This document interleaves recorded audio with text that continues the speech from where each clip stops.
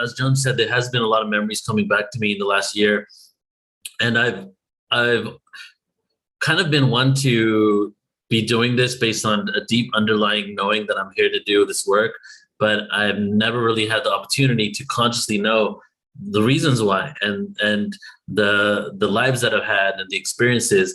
But over the last, like, I would say only 8 months, I've been doing deep dives into my own consciousness, from spending a week in isolation in the forest to doing like 3 hour past life regression in one situation where I've got to see some incredible things. And it all really started actually almost exactly a year ago, when Joan and I was in Mount Shasta together, and we did some experiences there where Joan was tapped into some ancient awareness, and that's when she saw her and myself as priests and priestess in Atlantis. And that was really like the time where Joan was like, let's instead of, we do the inner work, right? Trauma comes to the surface, we work through it. And she was like, for our experiences, for our ceremonies that we're going to do now, we've gone and done a lot of inner work. Let's take it to the next level. And instead of like going back to those cycles of healing, let's ask who we are. Where do we come from? What did we do? Why are we here now? What are our past lives?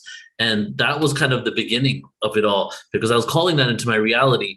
And then after that, I've been to some dragon worlds. I've seen myself in reptilian realities. I saw myself in Orion's belt, in the second star in Orion's belt, which is the portal room, which is the largest portal room into this lower dimension, if you will.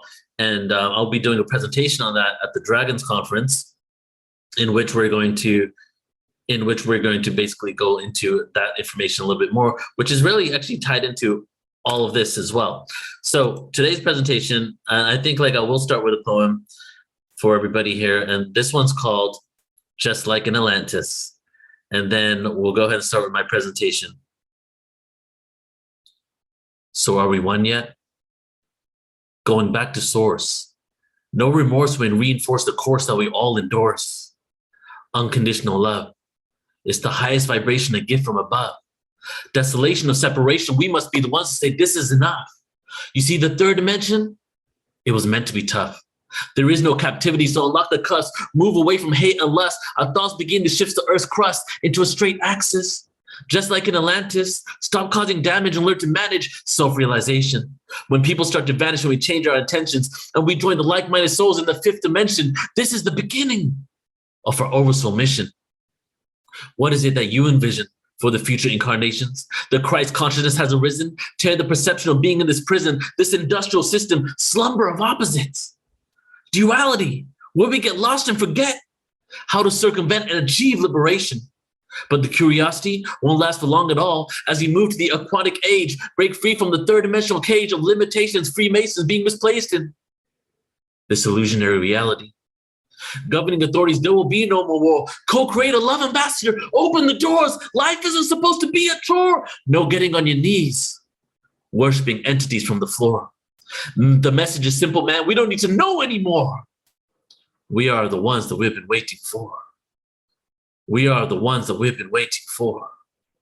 We are the ones that we've been waiting for. All right, let's get into it. Okay, everybody, so my presentation today is called From Atlantis to Morocco. And this presentation has been in the back burner of my consciousness for quite some time. I've been waiting to put this together, and I'll kind of show you the story. Isaac, when is my album going to drop? Actually, the album is going to be released in 3 weeks. It's in post-production right now, and it's getting mastered. So I'll send an email out once it's done.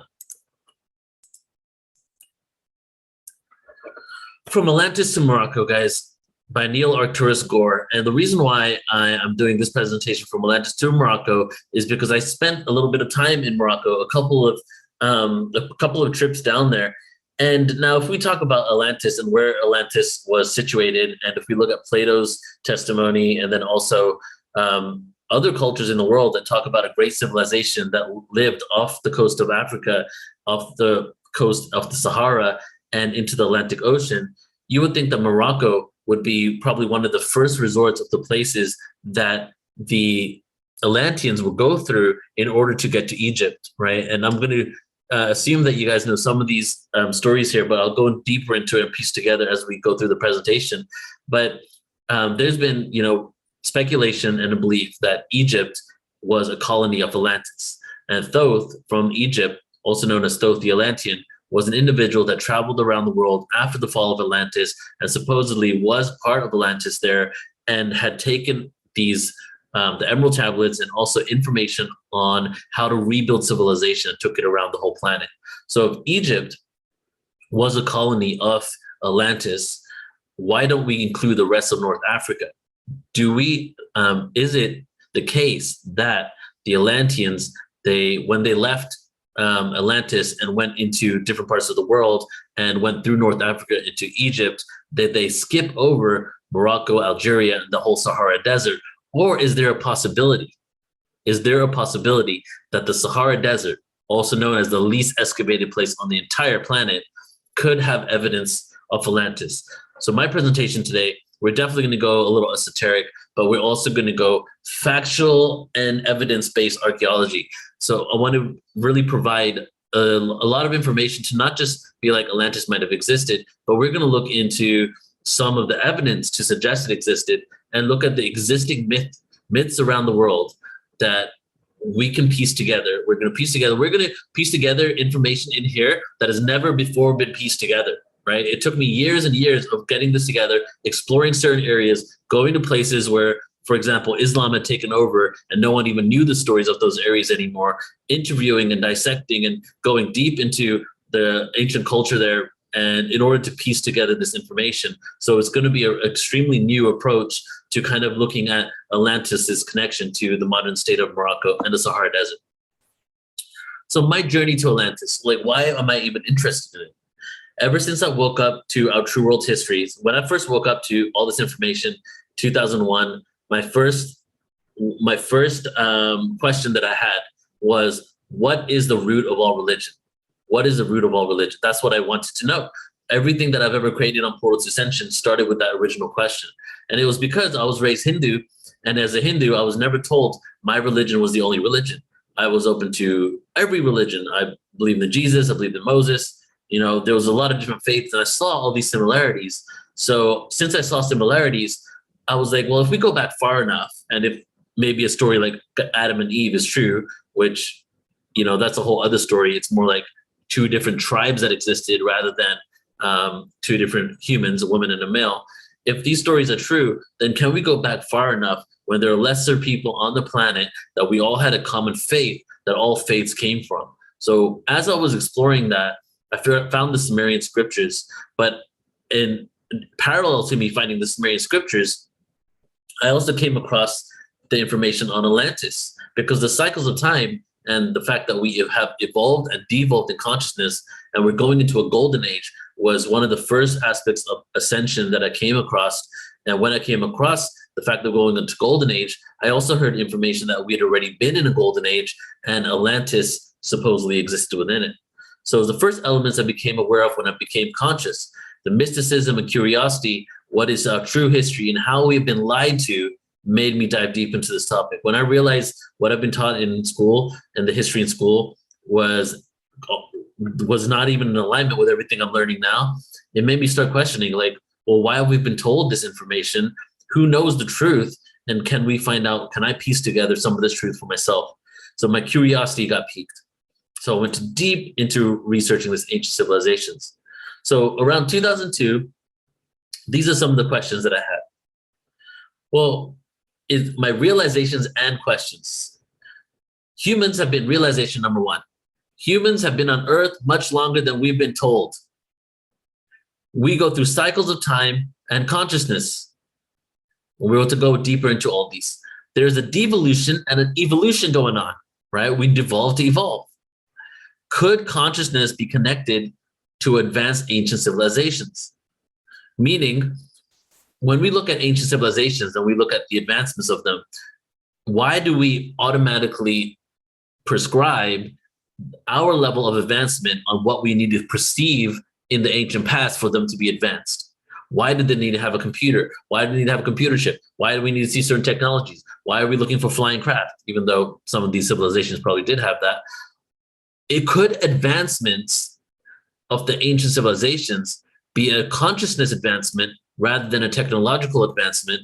And when you have an advancement in consciousness, is it possible that that level of technology, conscious technology, doesn't require you to have all these external devices in order to get some sort of gratification from it, satisfaction from it? You know what I'm saying? Like, if you're at the level of higher consciousness, do we need all these bells and whistles in order to explore reality? Or do we have an inner knowing that allows us to live a simpler life but have a higher level of consciousness? And could that have happened in the ancient past? Was there a time where humanity could communicate and interact with the stars and beings from other worlds? That happened when I got into the Sumerian scriptures, because, it was a verbatim take. The Old Testament is almost verbatim the Sumerian scriptures, but instead of God, it's a plural for goddesses, and it talks about beings from the stars. So why do we have an arrogance of thinking we are the most advanced we've ever been? Why is that? That was one of the first things. Wow, if we've been advanced before, it's almost like we're blindsided by the fact that we think we're so advanced now, and we see everything so linearly that we don't even give it the time of day to realize that there could have been some sort of advancement in the past. It's like not even within people's frequency. They can't even begin to fathom that. So does time evolve linearly, or could it be cyclical? The cycles of time was one of the first things I came across. Not until a few years ago did I start looking deeper and deeper into these times. When I became a certified cycles of time, I got a certification in teaching cycles of time in the Indian texts in regards to the yuga cycles over COVID. It was like I went to an online university for spiritual studies, and I started going deeper into it. But I knew about this for a long time. I just never went deep enough to really figure it all out.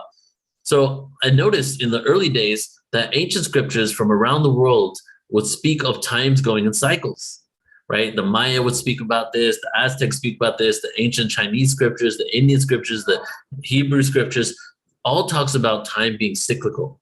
So how does that make sense? How does that make sense if we are progressing linearly into the future? Because there's a past, present, and future. So if time is cyclical, why are we only seeing it as a progression into the future? In the Hindu scriptures, which at that point wasn't Hindu, it was Vedic awareness before it even became Hindu.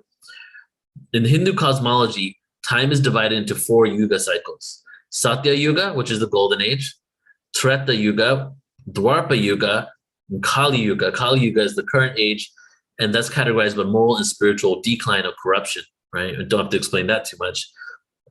These yuga cycles are said to repeat in a cyclical manner over and over and over.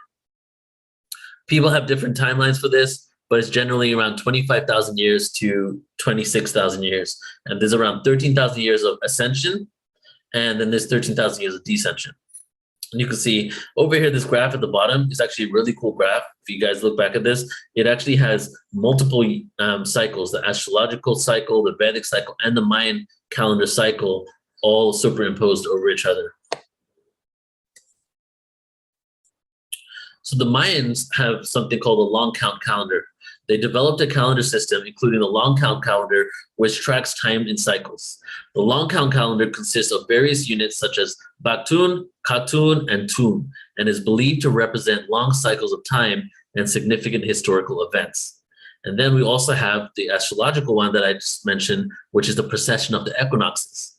The precession of the equinoxes refers to the slow backward movement of the Earth's axis, resulting in a shift in the position of stars over a long period of time. This astronomical phenomena has been observed and studied by many ancient civilizations, including the Egyptians, Greeks, and Hindus. It's important to really point out here that these cycles are so long, and if we were to live 100 years or less, or just a little bit more, for us to be able to observe these cycles and the precession is very, very challenging for someone who has a short period of life, because within that 100 years, it doesn't look like time is cyclical, it looks like it's linear. But when you start expanding it over thousands of years, you start seeing the precession of the equinoxes and the Earth's axis and the position of the stars over a long period of time. You start noticing that. So that goes into the question of, did these beings live longer? Did they perceive it like this? Was this information handed down to them from some sort of advanced beings? Or did they tap into some sort of realm through meditation or other types of practices that allowed them to really understand how this works? We have, just to continue with some more cycles of time in ancient cultures, we have the Aztec sunstone, also known as the Aztec calendar stone, is a massive stone monument depicting various cycles of time, including the agricultural, ceremonial, and cosmic cycles. It represents the Aztec worldview of time, of repeating cycles.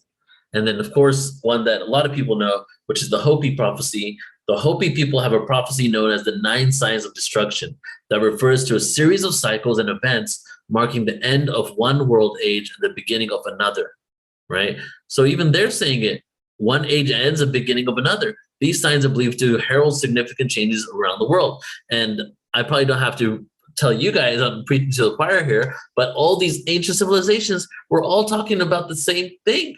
Cycles within their own metaphors, within their own culture, within their own surroundings, using those, whatever they knew as their reality in order to explain the same situation that were going on the planet. We go through cycles. These cycles have beginnings and ends. When we end one cycle, a new one begins, and there's specific themes that are associated to each of these cycles, each of these ages. There's the great year. Even Plato said it.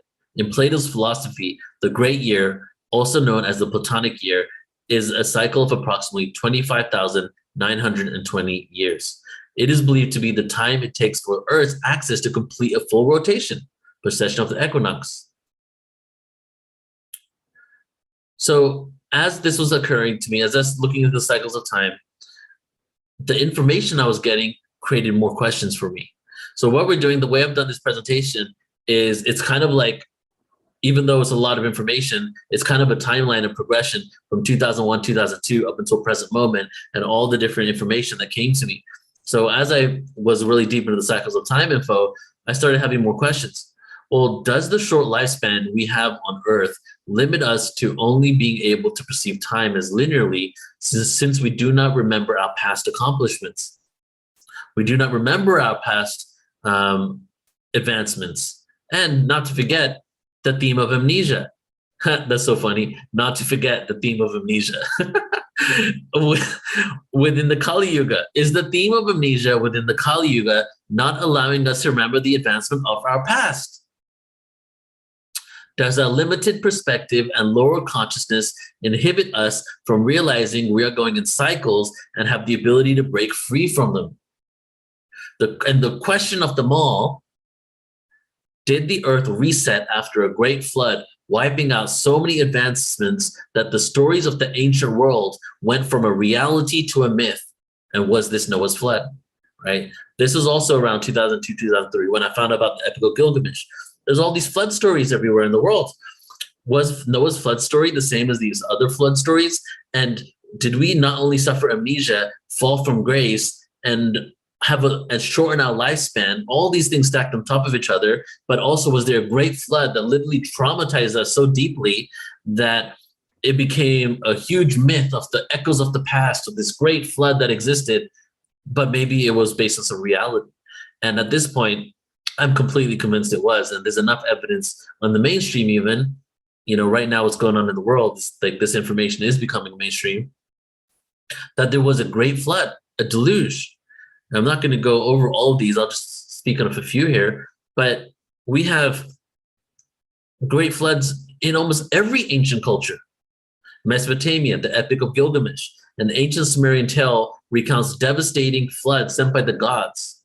The hero builds an ark and survives with his family and various animals. Sound familiar? Ancient Egypt. Inscriptions found in the Edfu temple depict the story of a great flood where the god Ra sends destruction upon humanity. The floodwaters eventually recede, allowing life to flourish once again. Ancient India, the Matsya Purana, part of Hindu mythology, tells the story of a flood that engulfs the world. The hero Manu is warned by a fish, which is an avatar, a reincarnation of Lord Vishnu, and builds a massive boat to preserve life. Ancient Greece, the tale of Dulation and Pyrrha, a catastrophic flood that Zeus sends to punish humanity. The couple is instructed by the Titan Prometheus to repopulate the Earth by casting stones behind them, which transform into humans. Now, just a little side note there, when we hear stories like stones and clay, right, the use of stones and clay, a lot of times those, in my own opinion and many other researchers' opinions, actually happen to do with genetic manipulation or cloning of ancient civilization in ancient past. Ancient China, Chinese mythology and historical records include the legends of the Great Flood.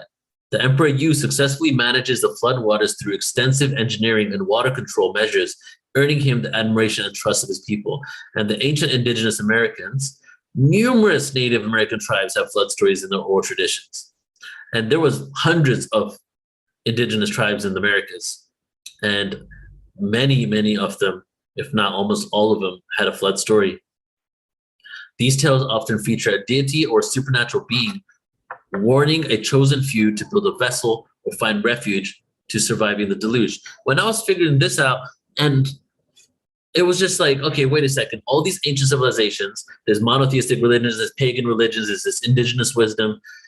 We've been told that they've all evolved differently and separately from each other. Monotheism has always been based on this monotheistic deity, and the polytheistic religions are completely separate from each other. But how come all these stories are so similar? And not just so similar, some of them have the exact same circumstance in there, even the ark, even the animals, the location of these floods.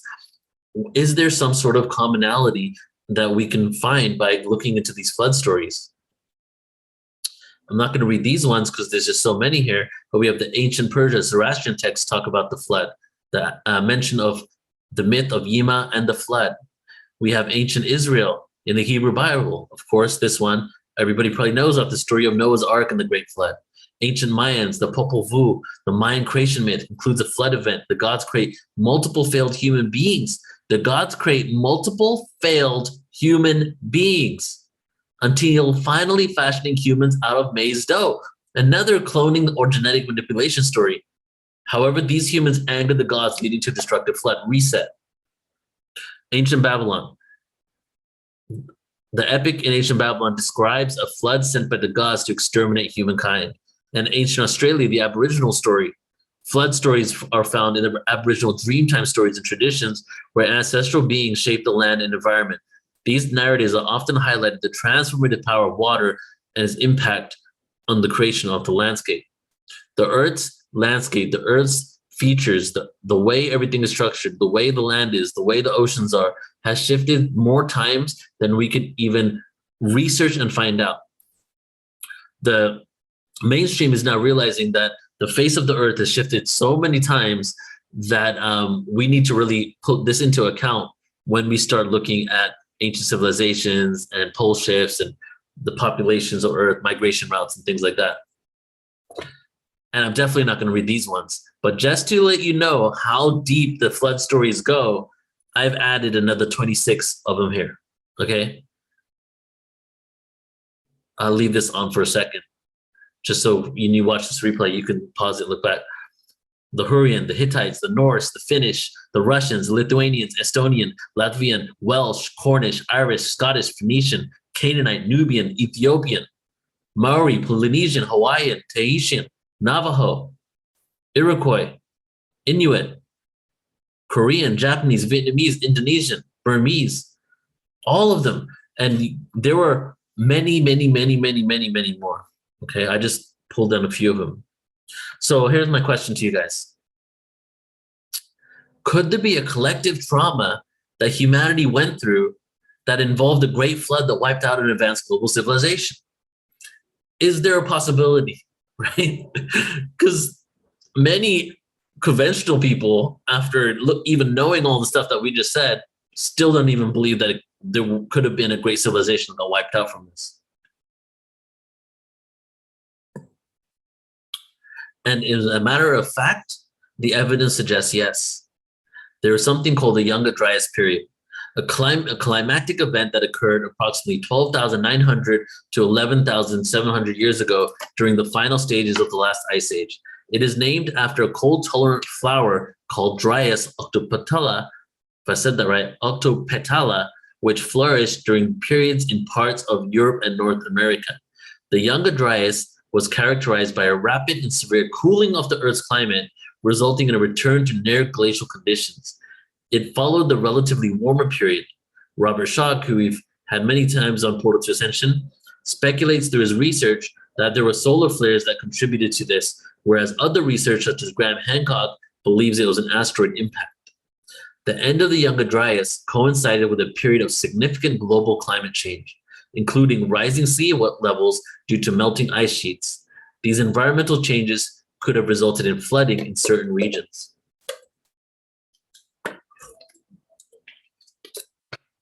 And did you guys know that actually, scientifically speaking, we're still in a mini ice age? So just around less than 12,000 years ago, 11,900 years ago, the major ice age ended, right? That was when we had the Great Flood. That was when supposedly the fall of Atlantis occurred. That was when there was a global warming. Maybe there's an asteroid, maybe there's a solar flare, maybe it was both.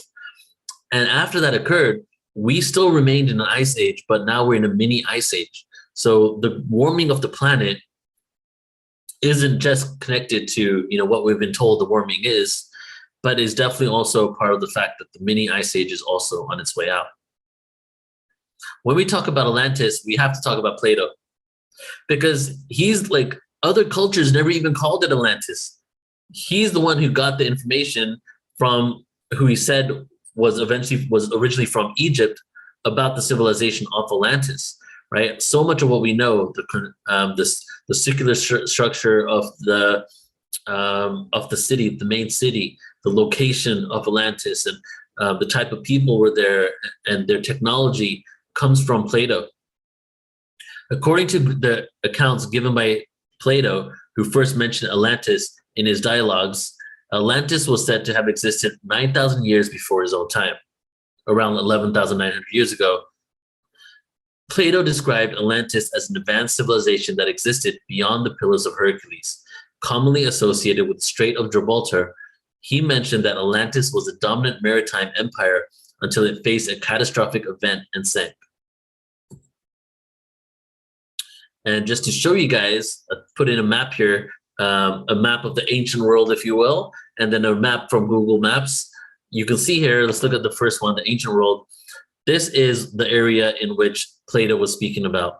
Here, the Pillar of Hercules, and right beyond it, which is right off the coast of Morocco, is supposedly where Atlantis was. Now, I'm leaning towards the fact that Atlantis was a global civilization, but the main city, the main capital, or the main island was right off that area right there. And maybe Atlantis, as we know and we're told about, maybe it wasn't even the name, okay? And if it wasn't even the name, maybe that one specific area was talking about the main hub, main capital of it, but it was actually a worldwide pyramid culture. And Trisha McCann tomorrow is going to go into probably worldwide pyramid culture. She does a lot of good info on that. And then if you look at the Google Map image, you can see here the gates of Gibraltar and Tangier, which is the other side of Gibraltar. And right there, right at the tippy tip of the Gibraltar is where I was, and where we're going to go to in just a moment here. So Atlantis, according to Plato, this is what he thought of Atlantis, right? Or what he believed from his own insights and information he was given. Powerful and prosperous, Atlantis was depicted as a wealthy and mighty empire with a highly developed and sophisticated society. Advanced architecture. The city of Atlantis was said to have been constructed with grand architectural designs featuring impressive structures and buildings. Engineering marvels. Atlantis supposedly possessed advanced engineering techniques, including the creation of intricate water channels, irrigation systems, and harbors. Advanced tech. The Atlanteans were believed to have harnessed advanced technologies and possess knowledge in various fields, including navigation, metallurgy, and agriculture. Wealth and resources. They were said to have abundant resources, including precious metals like gold, silver, and mythical metal described as being second in value only to gold. Naval power. They were masters of the sea. Intellectual pursuits. Plato also attributed philosophical and intellectual pursuits to them, suggesting that they possessed knowledge of various disciplines and sciences. Just and virtuous society. For a long time, before the fall, Atlantean society was described as being initially, in caps bold, virtuous, with a well-organized political system and adherence to moral principles. The ancient Egyptians, right? So when I was doing research on this, I was looking like when you look for something and you believe in something, I don't know if this happens to you guys, but you believe in something so much. So I'm just like diving deep into the internet to find something that validates my belief. So I was like, there's got to be information from Egypt for Atlantis. And nonstop, I was just finding no information about Atlantis, never talked about Atlantis, never talked about a great civilization in the ocean, never did. So then I just started looking at some of the creation stories. And this is what I found. The ancient Egyptians believed that the world began with the emergence of land from a watery chaos, and their civilization was established as a result of divine order and the efforts of gods and goddesses. Mainstream scholars believe that this does not relate to Atlantis, but I feel that in itself, the fact that they said that their civilization emerged from a watery chaos kind of goes into the whole flood story, and they were very close to where the flood, part of the flood and part of the area on Earth actually would have been affected from the sinking of Atlantis.